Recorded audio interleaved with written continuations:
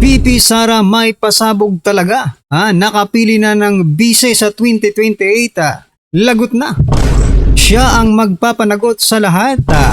Nako, yan po ang ating alamin mga kaubayan sa video ito. Pero bago po natin to simulan mga kaubayan, palike naman po ng video ito mga karibin natin. Maraming salamat po. Malaking tulong po yan mga kaubayan. At eto na nga, bago po natin i-play yung video mga kaubayan, eto. Pasadahan muna natin yung ilan po sa mga nagte-trending na mga balita dito po sa social media. Ito po mga kaubayan si John Vic Rimulya. Ayan. Grabe no. Sabi po kasi dito ni John Vic mga kaubayan, no. Move on na tayo sa flood control na yan. Sa papasok na ang summer. Wala nang tag-ulan, aray ko po. Ibig sabihin po ni John Vic Rimulya mga kaubayan ay kalimutan na lang, no? Kalimutan na lang ang pagnanakaw sa kaban ng bayan. No? Trilyon po yun Gustong kalimutan, pabayaan na lang daw dahil tag-ulan at summer naman. Ayon po kasi dito sa balita mga kaubayan, no? Ito ang diniin ni DILG Secretary John Vic Rimulya. Giit ni Rimulya mag-move on na sa flood control dahil papasok na ang summer. Anya, move on na tayo sa flood control na yan. Papasok na ang summer, wala nang tag-ulan. Mas importanteng tutukan itong mga peking sigarilyo dahil masama sa kalusugan. Aray ko po. Ayan. Hoy, talaga bang taga-gobyerno kayo? Talaga bang gusto mong tumakbong presidente? Ayan. Kung gusto mong tumakbong presidente, suggest ko kay Rimulya, mga kaubayan, tutukan niya itong flood control. Kung gusto niyo lang naman. Dahil dyan po, malaki ang magiging points kapag nasolve mo itong flood control scam na ito. Marami po ang sumabog sa galit dahil po dito sa pahayag ni Rimulya. Sabi po dito ni Balasbas, move on daw, kawawa naman. Kawawa ang taong bayan. Oo. Kawawa po ang taong bayan dito sa gustong gawin ni Rimulya. Sabi naman ni Norma, okay ra ka? Teka lang, okay ra ka? Pera ng taong bayan yan, hindi pwede wala ang pera. Correct ka. Paano ang pera ng taxpayers? Move on, bobo ka ba? Bakit pa mauso ang mga ob sa administrasyong ito, no? Ito pa, sabi po ni Finn Walker, ayan, move on ang billions of funds na nawala o utang naman tayo ng trilyon no? Move on na kasi bayad na sila para ihinto ang isyo. Kung kunwari lang yan na una feeling, hindi pera-pera ang labanan. Siguro ko, di ba? Dahil baka nabigyan na ito ng maleta, di ba? Move on na raw tayo sa nakulimbat nila na mali-malitang pera dahil marami na silang naimbak. Ayon po yan kay Richard Rua. Ayan marami po talagang nagalit dito sa post na ito ni John Vic Rimulya. Yan mga kabayan, ano po ang inyong opinion? Malamang ikaw ngayon ay galit na rin or something I don't know sa feeling mo. Pero kung ano man yung nasa isip mo yon, pwede mong i-comment yan mga kabayan para makita ni Rimulya kung gaano ka. Ay, nako. Anyway, kung sumabog po kayo dito kay Rimulya, nako, eto pang isang ito mga kabayan. Ito pong vlogger na ito na si Jade De La Cruz. Sabi niya po dito mga kabayan, mangangamote talaga si Inday kapag tumakbo si Mayor Lene Robredo. Mga DDS, tingnan ninyo. Ang pink power proven and tested na yan. Aray ko po. Tested talaga. Nalasahan na talaga yan. Ay nako. Yung picture na yan, di ba nagkaroon ngayon ng issue kasi parang inedit daw yung picture na yan na maraming pink. Di ba? Di makikita po natin kung talagang mananalo si Lene mga kaubayan. Total, sabi naman ni Gadon, pangalawa si Lene, no? Sa kanilang survey, pangalawa raw si Lene mga kaubayan sa ranking. Ito pong naging komento ng ating mga kaubayan dito. Talo nga si former VP Lene noon ni PBBM dahil kay VP Sara. Lalo na kung mismo si BP Sara ang ilalaban mo kay Lenny. Basta hindi lang dayain, mananalo talaga si BP Sara sa 2028. Correct? Yun nga lang ang problema no? Kung dadayain, no? Wala rin, ay nako. Kasi, kailangan talagang bantayan ang Comelec, mga kaubayan, no? Baka Comelec ang Comelec. Nako. Kahit mag-pink, red pa versus green lang. Oo. Sa reaction nyo lang, tingnan kung nagsasabi ka ng totoo. Correct, no? Tingnan natin yung nag-react ha. Meron po dito 11,000. Yung tumawa 10,000, yung nag-like 1,000, yung nag-heart 150. Kita nyo na yan, 10,000 versus 1,000. Nako po. Ang milya-milya ang layo kung yan po ang pagbabasihan natin ng boto, mga kababayan. No? So, yan, ano po ang inyong opinion, reaction patungkol po dito kay J. De La Cruz na sabi niya, ulitin ko po mga kababayan, no? Na mangangamote talaga si Inday kapag tumakbo si Mayor Leni Robredo. Mga DDS, tingnan daw natin, no? Ang pink power proven and tested na yan. Ayan. So, anong makasabi niyo dyan, ha? Anyway, ano po ang inyong reaction dyan, mga kababayan? Just comment down below. At eto, pasadahan na po natin, no? Ito pong si BP Sara. Aba, may pasabog. Ito, pakinggan po natin ito, mga kababayan. Pero ito lang ang sasabihin ko. Hindi pwede na walang managot. Yung nire-recruit ko na Vice President, siya ang magpapanagot sa mga gumawa ng mali sa bayan. Nako, sino kaya itong nire-recruit na Vice President, mga karibin natin, ha? Ako, mayroon na pong naiisip kapag hindi po yan si Senator Rodante Marcoleta, no? Baka si Robin Padilla or si Cayetano. Yan po yung nakikita ko, yung mga kababayan, no? Sa ngayon, no? Sana si Senator Marcoleta po ang mapili, mga kababayan. Para ako, nakatutok ako sa trabaho ng presidente. Susuporta sa iyo. Ano mensahe mo sa kanya? Hindi ko rin naman siya sinuporta nung siya ay tumakbo eh. So, it's a tie sa iba't ibang lugar. Sino kaya ito, mga kababayan? Hindi sinuportahan nung siya ay tumakbo. Sino kaya ito?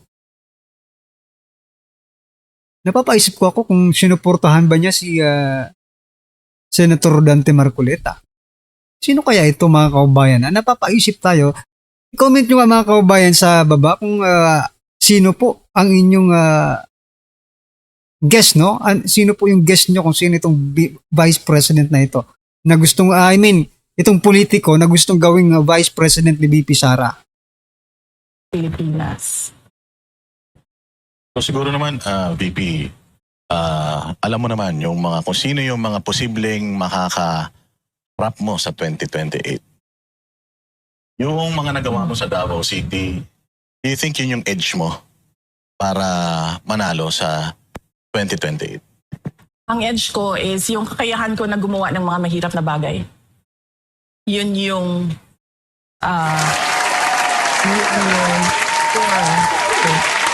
core competency ko. Kasi unang-una, hindi mo ako madaling matakot eh. Tatay ko nga si President Duterte pero hindi ako natatakot sa kanya eh. Hindi mo ako madaling mapasunod. Hindi mo ako madalas sa tulad yan, magsasama kayong lahat dyan, tapos ako mag-isa dito. Hindi mo ako matatakot sa ganun eh. So yun talaga yung kapasidad ko. Yung competency ko. Kaya ko gumawa ng mga mahirap na bagay. Tatayuan ko yung mga mahirap na bagay.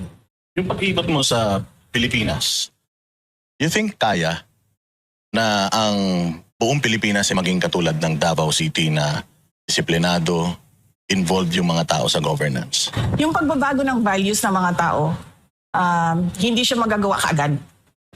Kasi may problema din tayo mga Pilipino sa pag-uugali natin eh. Somehow, through the years, nawala yung values formation sa pagkabata hanggang sa sila ay nagiging adult. So hindi magagawa yon ng isang taon lang.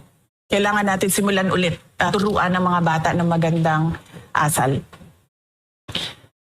Noong nakaraang taon, nagtanong-tanong na rin ako sa mga experts, kumbaga sa iba't ibang sektor, sa iba't ibang industriya. Tinatanong ko sila, sitwasyon natin ngayon, nakikita niyo naman, sitwasyon natin ng bayan ngayon. Sabi ko, kaya ba natin baliktarin? Sabi nila, kaya yan, basta lang matapang yung mag-implement. At pangalawa, yung tightening of the belt ba, magtitipid talaga sa gastos. So yun yung naibigay na kumbaga quick assessment sa akin. So, kaya. Ngayon issue yung korupsyon. Alam naman natin yan, kaliwat kanan ng korupsyon. Ano ang magiging solusyon ninyo kung sakaling kayo maging Pangulo sa issue ng korupsyon?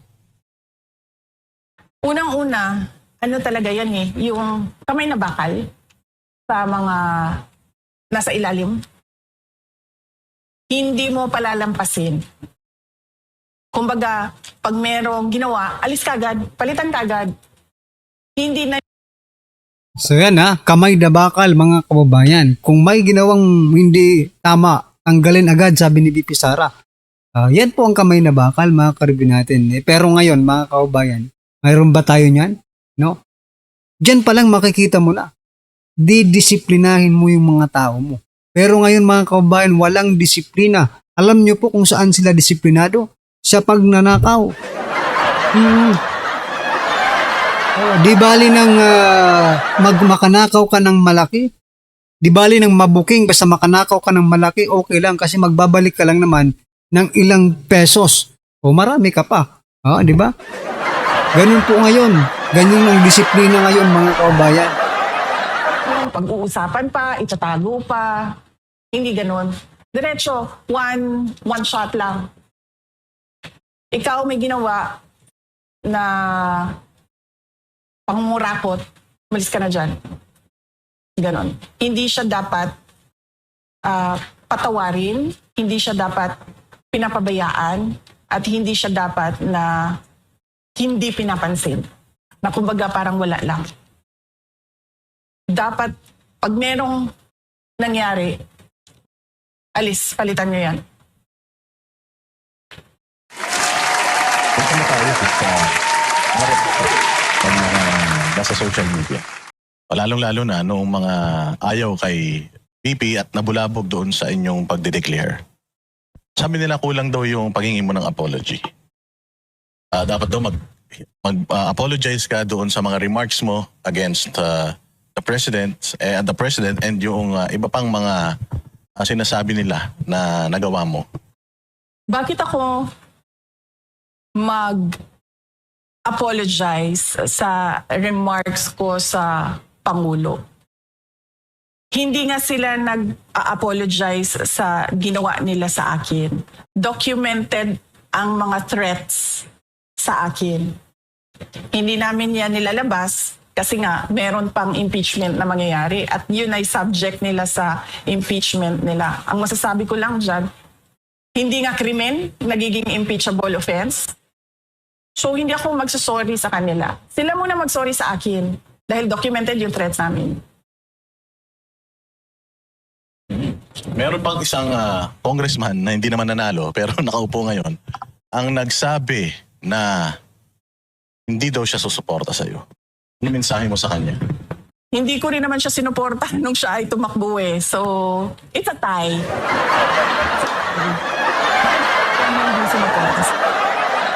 Ito pala yung sinasabi ni VP Sara na hindi niya sinuportahan pero hindi niya gagawing busy yan Akala ko kasi kanina yung gagawin niyang busy yung hindi niya sinuportahan. Ito pala yun. Si Abante yan mga kababayan. Ako si Abante po yan.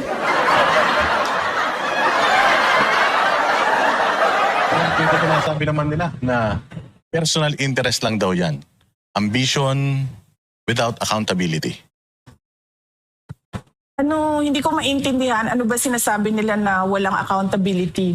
May 4 sila na impeachment complaints. Diba? Araw-araw nila tinitreten na iimbestigahan, magta-trial, i-impeach. So hindi ko alam saan doon ang walang accountability. Nung meron namang nag-file ng Impeachment complaint, ano ba sinabi namin? We are prepared to answer it during trial. Ma'am, nung amin pong itong vlog, ang kadalasang comment ng tao, mag-ingat si VP. Kasi alam naman natin ngayon na talaga nag-finalize na kayo ng decision nyo, sure sa tingin ng mga Pilipino, sobrang laki ng chance yung manalo. So dalawa lang yan. It's either i-impeach kayo para hindi na kayo makatakbo or may gawing masama sa inyo. Hindi po ba kayo natatakot na sa pagsalita nyong ito ay malalagay sa alanganin ng inyong buhay? Hindi na ako takot kasi kasama na yun na meron naman talagang plano na mga ganon. So hindi na ako takot kasi ano na yun kumbaga kalakip na yun sa desisyon na ginawa ko. Hindi siya pwedeng mahiwalay doon sa desisyon ko So hindi pwedeng nag-decide ako tatakbong president pero matatakot akong patayin ako. Hindi. Alam nyo, may naalala ko dito mga kaubayan. Di ba si former President Duterte, ganyan-ganyan rin no? Yung sabi niya noon, no? Magkaiba nga lang ng phrasing, pero yung context mga kaubayan, sabi po kasi ni former President, no? Huwag kang tumakbong presidente kung takot kang magurgur. Diba? Huwag ka daw tumakbong presidente kung takot kang matay, di ba? Parehas po sila, no? Anak Ito yung hinahanap natin mga kaubayan. Parehas na parehas kay former President Duterte, no? May malasakit, pagmamahal, kamay na bakal, Yan ang hinahanap ng taong bayan. Nako, miss na po namin yan. Sana nga 2028 na ngayon Di ba? Para maka-experience na naman po tayo ng totoong gobyerno. Totoong may malasakit, totoong may kamay na bakal, di ba? Para maging peace and order naman, magkaroon ng peace and order ang ating bansa. Di ba? Well, anyway mga kaubayan, ano po ang inyong opinion, reaction patungkol po dito mga kaubayan? Just comment down below. Maraming salamat po. Ayan mga kaubayan, muli po. Palike naman po ng video ito. Malaking tulong po yan mga kaubayan. Maraming salamat po.